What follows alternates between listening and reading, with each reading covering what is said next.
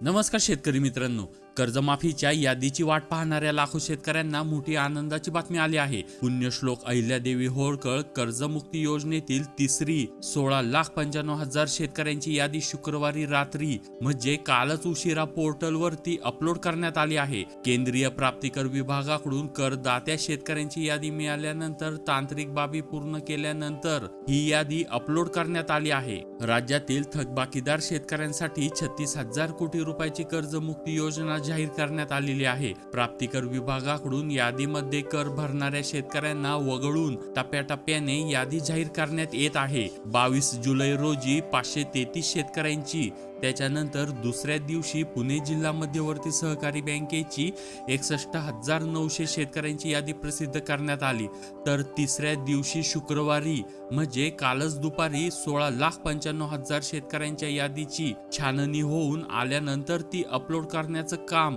सहकार विभागाकडून रात्री उशिरापर्यंत सुरू होते। शेतकरी कर्जमाफीच्या तिन्ही याद्या आता जाहीर झालेल्या आहेत।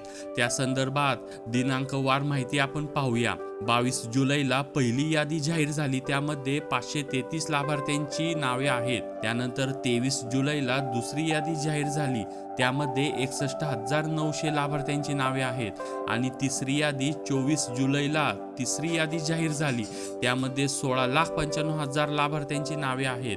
अशा प्रकारे तिन्ही याद्या आता शेतकरी पाहू शकतात। आता या याद्या शेतकरी कुठे पाहू शकतात हे आपण पुढच्या व्हिडिओमध्ये पाहणार आहोत। त्यासाठी आत्ताच या चॅनलला सबस्क्राईब करा आणि बेल आयकॉनवर क्लिक करा। धन्यवाद।